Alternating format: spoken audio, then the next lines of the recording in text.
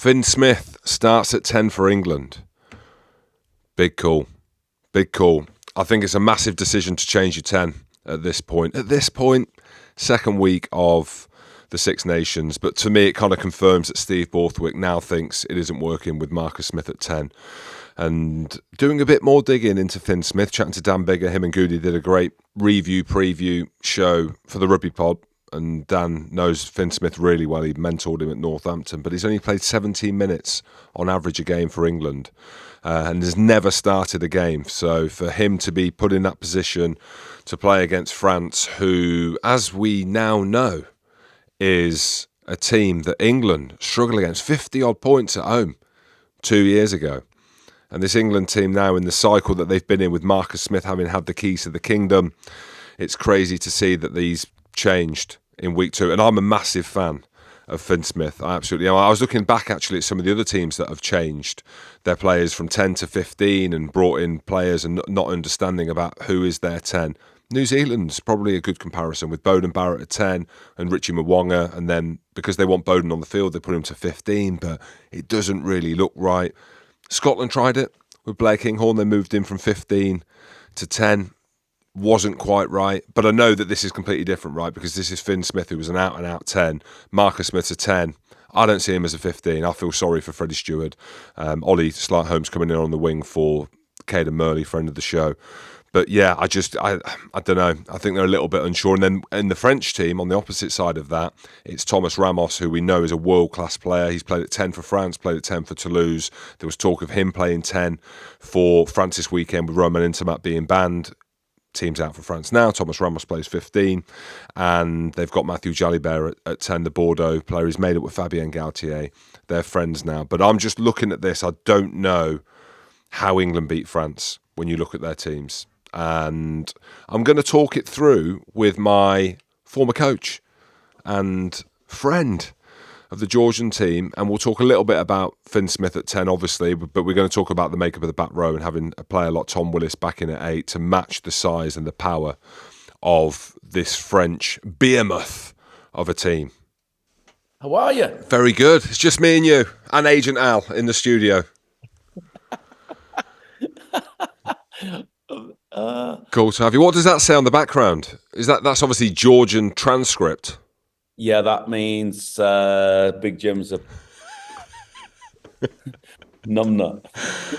Tell me you can read Georgian now, Richard. No, mate, look at it. Oh, what do you reckon? Finn Smith at 10? Yeah, interesting, isn't it? What's your makeup of this England team? What do you make of it, Cockers? You're in Georgia. You're watching it from afar. You've been in and around that team before. You know the pressures of international rugby. Just give us your idea, being out of it but still coaching at the highest level in Georgia, when you look at this England team and the fact they've gone Finn Smith at 10, which is a big change for them, and moving Marcus to 15. Let's start with that. Well, I think, look, it shows the intent that they're going to attack and they want to play. Obviously, Marcus is world-class 10. He's certainly great on the front foot and creates problems for any team. But also he has that threat from fullback. Look, Finn Smith's playing in the Premiership Champions team.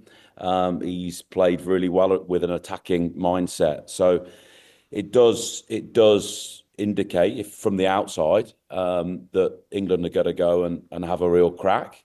So, I mean, it's the beauty of the game, isn't it? Is that you're not quite sure what you're going to get. And look, I think Steve's trying to evolve this team and find the right balance with the players that he has. So it's exciting, isn't it? I mean, it will be interesting. I mean, the reality is, if both teams play as well as they can, France should probably win because they're a mature team and they've got some wonderful players. So, look, I know, I mean, I'm a coach, so I understand the dynamics of it. Everybody's putting pressure on Steve, but I think he's doing a really good job with the players he has now, and he's trying to develop a team. It's a young side. So it's for the here and now. I think there's going to be some tough results maybe, but I think moving forward, I think that the team will mature and they'll become a very, very good side. Yeah, it's interesting you say that, because as you know, me and Goody do our show, and we did ours on Monday, came out on Tuesday. He's calling for Steve's head already. I'm like, for who? For what? For how? How can you say that? And I Well, know based on the results, right, the amount of games yeah, that they've lost under Steve, I mean, and Allianz no longer being a fortress. France put 53 points on them a couple of years ago. So from a kind yeah, of very superficial lens, you can say that. But it's interesting you say that. I had Eddie Jones in the studio just before you. It comes out on Monday next yeah, week, and he said a similar thing, right? There's a gulf between the tier, like, as in not tier one, but like the top yeah, four teams in tier one and everyone yeah. else. Well, look, I think if you look at the England side, I was just having a think about that England team, the experience that this England team's lost in the last 12 months or so. The Vunipolas, Courtney Laws, Marler, Cole, Youngs, Kerr, Farrell, Tuolagi, Sinclair. There's so many caps in there. I mean, without even counting, there's probably 700 or 800 caps. So it's not Steve's fault that they've all come to the end of their careers at the same time, because he's been in the job such a short period of time. So I think people have to understand that there's to learn on the job at test level is really difficult, because, especially with England, because there's so much pressure on results. But I think that's, the squad is the best squad. You can have the debate around whether you'd have the French guy, overseas players back into the team, which would help. But that's another discussion. So, like you say, Steve's a good coach. He's got a good coaching team. Obviously, there's been a bit of flux in that, but that happens. And at some point, England have got to decide on how they want to play. But Steve's decided, he's having he's probably a bit like myself. He's probably a pragmatist, and he wants it to be in control of that. But England have got some great young players. The Premiership's playing a good brand of rugby. Whether that suits it going into Test matches, I don't know, because the top 14 is very attritional, and but you look at that French team; it's got a lot of experience. Dupont's a freak. Without Dupont, they're a different team. Jalabert comes in for Intermac. Like, it's a quality side, isn't it? Yeah, it's unbelievable. And we'll get more into the French team in a minute. I just want to ask this last question on the fly half, and having been a coach and played with some brilliant fly halves in your time as well, but the importance of that position. And I know it is a very easy question to answer. It's the quarterback of the team, it's the general, Yep. and they move the team around. But I've always felt that England don't look quite right with Marcus Smith at 10. And he's a wonderful player. Like, it's undeniable. For Quins, he gets man of the match every time that he plays. When he touches the ball, something can happen. But international rugby, it feels like you need more than that maverick. And we've seen with Finn Russell, right? Yes, he's got that. But actually, Finn Russell's now superpower revolves around his defence and how he game manages, his kicks at goal. And with Finn Smith, unproven, just before you came on, we were talking about the fact that he's only played 17 minutes average every time that he comes on. He's never started a game. So we actually don't know from an England point of view. As a 10, what do you want? I know the answer, I think, because you're old school, you're in Georgia. But do you want your 10 with the glitz and glamour, or do you want a 10 that might be a bit more boring, but can actually manage the team around and give other people the opportunity to go and do that stuff? Oh, look, if you like, a bit like Finn Russell can manage a game and run it from everywhere, but it's taken a long time for him to get to that point. Look, you'd want both. You need game management at test level, because it's the tightest of margins, isn't it? Like, England have lost games by the finest of margins. So you need that little bit of game management, but you want the spark at the same time. So I think Marcus will mature into that player as time goes on, but you need time in the saddle. It's going to take time. And you don't get everything all at the same time, do you? So it'll be interesting to see how Finn Smith goes in controlling the game. It'll be interesting again to see how Marcus goes at fullback and how that functions with the rest of the back line.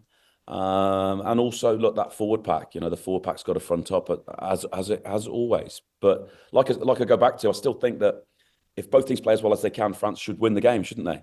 Yeah. And I think everybody's got to realise that, and actually have a little bit of understanding that this England team is relatively young in certain positions. They've lost lots of experience, like we've discussed, and it's going to take a little while for it to bed down for us to get those results. Look, I mean, even Dublin last week, England make 3 tackles, they win the game.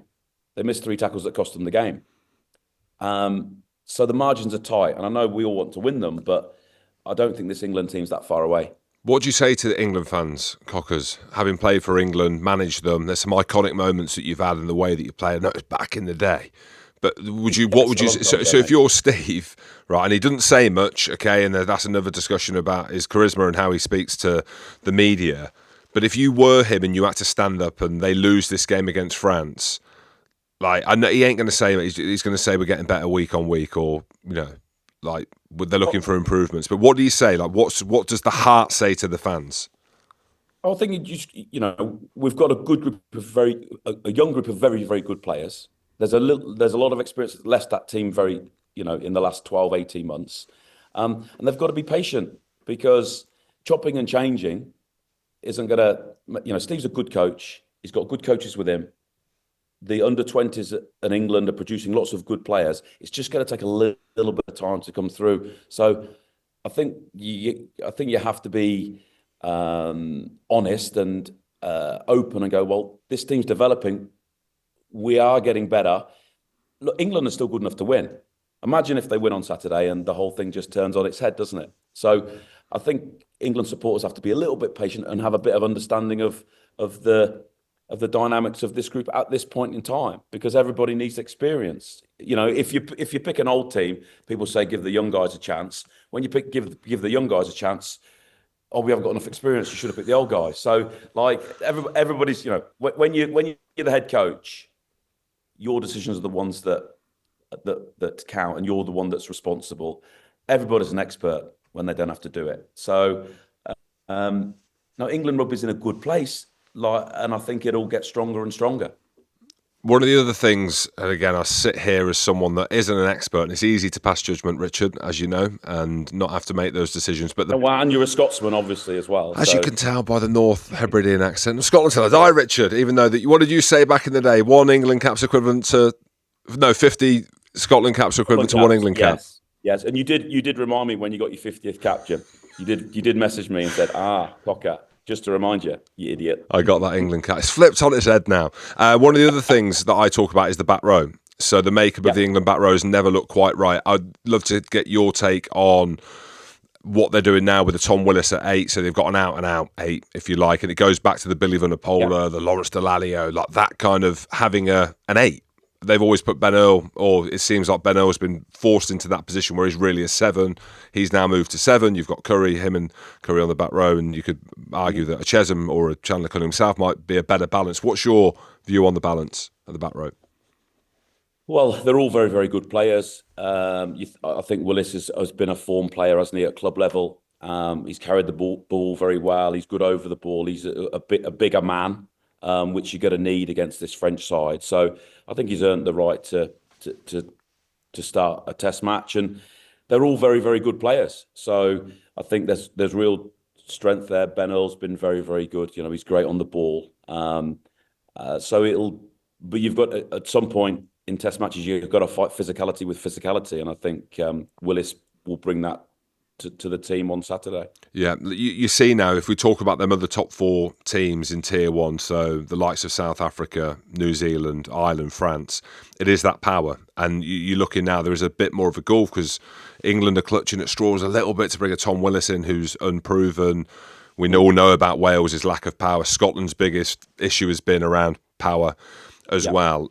How have France got it so right? They have a lot of big men.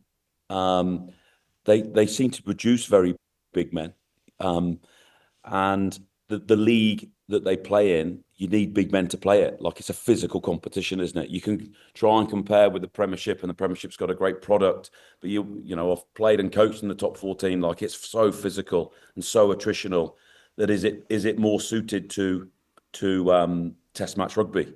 The grind and the tightness of it, and with the arrangement they have with the clubs and the amount of players they produce, Pro 2 in France is live on TV every week. There's 16 teams. You've got the top 14. They produce lots and lots of players. And also, they have French Polynesia. They have Polynesians that are French qualified immediately. And so there's genetics there as well. So they got some wonderful players, haven't they? They've got a balance. You look at Rumar in the second row, but with Mafo, who's a very big, strong Skelton, young version of Skelton. Aldrit been unbelievable and found his form again. And Dupont is a freak. Look, clearly the world's best player. And he just runs the show. He's almost unplayable, isn't he? Yeah. And do you think, when you're coaching against a French team, how do you go into that game? I know you have, we need set piece, we need our kicking game, we need discipline and all that. But if you've got a team like that where you've got Emmanuel Molfo playing the way that he does, and you've got a Dupont who can actually win a game running backwards, like what is the message? So how do you beat them? So what do you go in and say? Well, look, all French teams are based on scrum. Like, you've got to go and scrummage them, which is going to be hard because Muvaka's a big beast of a man, Antonio's huge, and it's almost where, as an England team, where are you going to be better than France? Are you going to out scrummage them? Probably not. Are you going to maul them to death? Well, Marfu's a one-man wrecking machine, isn't he? So it's so hard, isn't it? That's the real dilemma. Are you going to outplay them? Well, you look at that back line. Well, they're probably a little bit stronger playing wise with Jalibert at 10. Their midfield's very strong. Penaud is a great finisher, scored 6 tries recently in Europe. So it's just that's the hard bit. Where's the weakness? And apart from probably if they turn up at Twickenham and they're not quite mentally right, is that weakness still here? Like you've just said that, because that's what I'm kind of thinking. You've just said it there and you're thinking, we know the game, right? I've played in France, you've played at Clermont, you've coached Toulon, you've coached Montpellier. Is that, get the cigarettes out, or say très froid, which means it's cold, is that still within the French psyche, do you think? I think it's there, but I think it's getting less and less all the time. And you look at that side, I just don't see, I hope I'm wrong, but I just don't see where England get the edge. Because how many of the England boys would get in that team? Probably, 2 or 3 maybe, but because it's so strong, isn't it? And so well balanced. It's going to be tough, but I think England will compete. I think they'll be in the fight. And it wouldn't surprise me if England, got a result, but they're going to have to be very, very good, aren't they? Yeah, absolutely. And you look at the back three as well, like Thomas Ramos. That was the conversation whether Thomas Ramos would be playing 10. Matthew Jalibert fell out with Fabien, walked out of camp in the autumn. But, fair play to Fabien, actually. How French is that, eh? See, how French is that? Very French, but very un-French to bring him back in. I've worked with Fabien, like a crazy man. Not a great human, actually, to be fair. Well, he weren't to me, so that doesn't mean he's not a great human. But what's your interactions been with Fabien? Have you had any or not? Were you at Toulon with Fabien? No. As I left, he came. So, look, our paths have crossed when I was at Leicester and he was at Stade Francais. Like, he's a tough competitor. Like you say, I think he's a very, very good coach. I think he has other people that manage the players, because I don't think that's his strength. But look, this side's gone from strength to strength, hasn't it? It's a quality team, isn't it? And he's done a very good job with it. Yeah, with just finishing on the back three with Damien Penaud and BRA on the wing. My word, they are. It's a dream. It'd be a dream to have them quality players. You mentioned Dupont, and he's the obvious one, right? But you just look at, I'm looking at, I'm like Barassi in the centre as well, who's their second, third choice. 13, is he? Yeah. Oh, but it's hard, isn't it? Because you're Marc Dupont, so you're a bit narrower. And then you've got the power in the midfield and you've got that finishing ability out wide. And it's just, you just look at it, and any logical person with a bit of sense would go, well, if they play to the best of their ability, they'll win the tournament.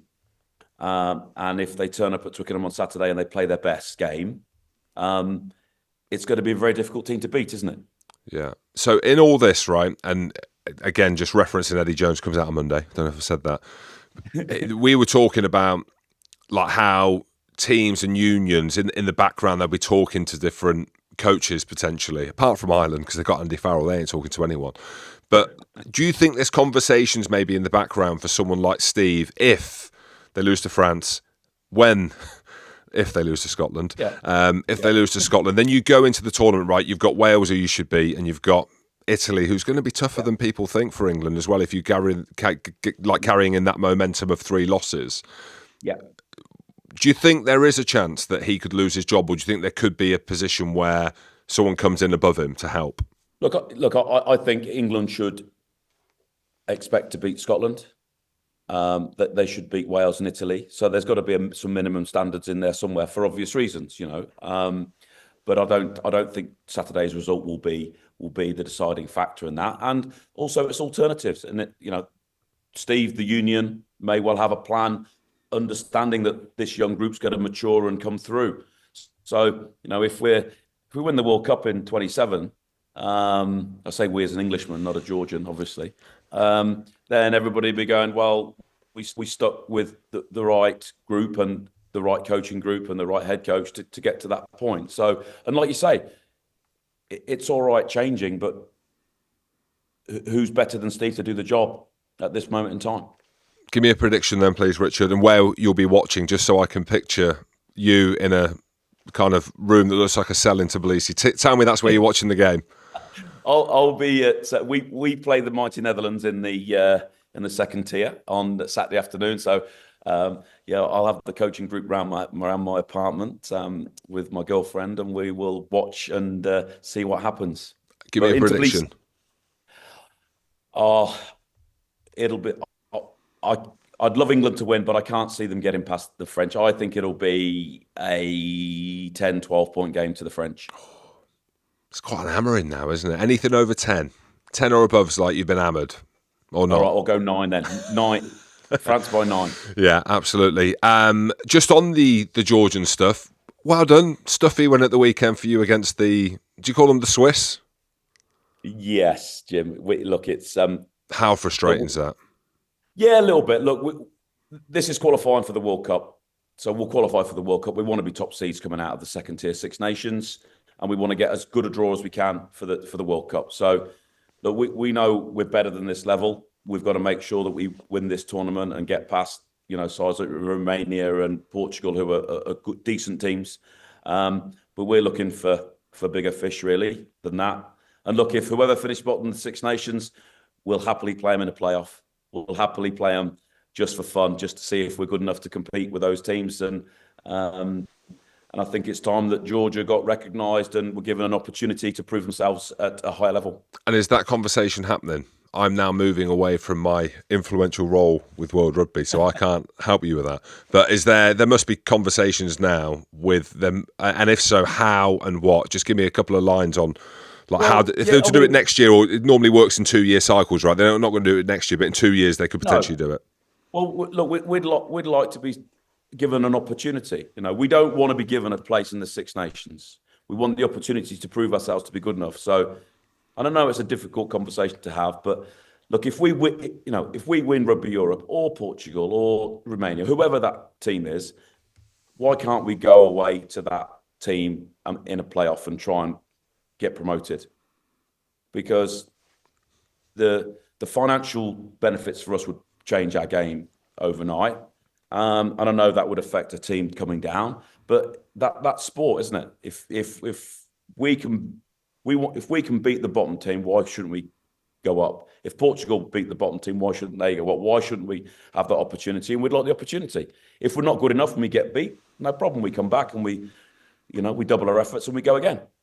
I think as a casual fan and the jeopardy around the tournament, it's a great evolution. I think we can all agree. Al, you agree? You're nodding? Yeah, I think. That would be the biggest money game in rugby, wouldn't it? It was like the championship football in England, yes, isn't it? It's the money game. Exactly that. There'd be some interest, wouldn't there? But then Georgia, you grow the other teams, don't you? You grow like a Spain, or like the Swiss don't want to get 100 points put on them. Again, you know what I mean? So there's investment into it because they can see a way to not only put the rugby team, but put the country on the global sporting map. Yeah. Look, the government, are very keen to back this team. Georgia aren't going away. We'll get better. We're not disappearing. So it'll be an interesting couple of years. Give me a couple of predictions for the Scotland-Ireland game, or the Scotland-Ireland, it's in Murrayfield I'm going. And then Ireland the Italy... Go on. Ireland to win for sure. What have you got against Scotland? You lived in there. As soon as they talk themselves up, they don't perform. but we'll see. You know the score, Jim. You've been there. Tell me why that is, because I think Stevie Ferris was saying it's like this fake, like, arrogance or whatever it is. I've never seen. We're not arrogant at all. We're actually the complete opposite. Come on, give us a couple of lines on where you've got that from. They just get a bit excited. Like they're a great side. They're well coached. They're some good guys. We know them well. But as soon as they start saying they're going to win the comp or they're going to do something special, they generally don't come up with the goods, do they? You've changed your tone because now you're using the word they. Before you were saying we. You actually said when we had you on the rugby pod, you said we once. I'm now Georgian until I die, my friend. So you don't think Scotland, no chance. I'm going to put it out there. I reckon I've just got a feeling. Don't know what that feeling is. It is, as Stevie Ferris said, it's actually misguided arrogance. That's the quote. Well, look, Scotland are good enough to win. The history proves that they bottle it, really, don't they, at the last minute. It's got to change at some point. What about Wales going to Rome? Well, I'm hoping the Italians win because then we'll go 11th in the world ranking. So I'm going Italy. Go on, tell us more about that. What happens? Is that what happens? Is it? Yeah. So yeah, they'll lose that. They'll lose points because they lose to Italy, and obviously they where they're at the moment. So we'll keep chipping away. But look, Italy are a good side. Wales have got no confidence at this point, have they? So if you're a betting man, which I'm not, you'd go Italy in Italy. Yeah. Before you go, Richard, I've got a young audience. Would you believe that? So your kids, my kids are listening to the show as well. And for people who don't know you or know of you from the years gone by, there's an iconic image of you and the late Norman Hewitt when you're playing for England. He's playing for New Zealand. Can you just give us a few thoughts on the late Norm Hewitt? Obviously passed away, which was really sad. But just like why that was so iconic. Well, I mean, it was... Well, in those days, you meant to sort of line up against the hacker sort of a few metres away. But me being me, Clive Woodward said, look, just find your opposite number and stand opposite him. So I was like, okay. But he didn't say how far away. And opposite for me was literally an inch away. So, yeah, I mean, great rugby man, Norm. Like, it was an iconic moment. No one remembers me for playing. They just remembered me for that. So that's how good I was as a player. So... but yeah, very sad that he passed away very recently.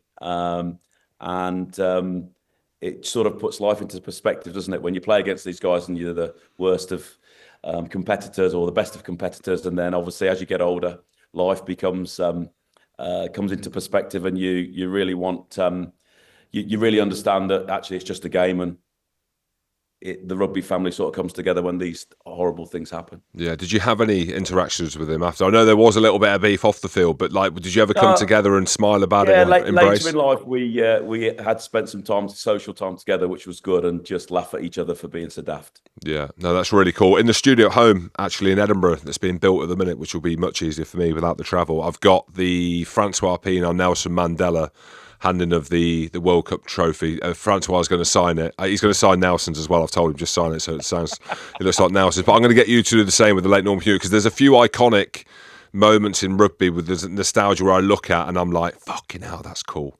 You know, Francois was one, but yours will go down. Like for me, it was, and I've obviously played with you and was coached by you and stuff like that, Cockers. So, mate, you're a legend in my eyes.